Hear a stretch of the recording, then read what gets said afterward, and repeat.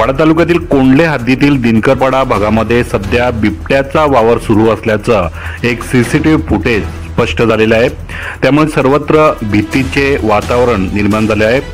गावामध्ये असलेल्या प्रांस कंपनीच्या आवारामध्ये बिबट्या मुक्त संचार करत असल्याची नोंद झाली असून कंपनीने ग्रामपंचायत कोंडले यांना लेखी पत्र देऊन याबाबतची माहिती दिली आहे।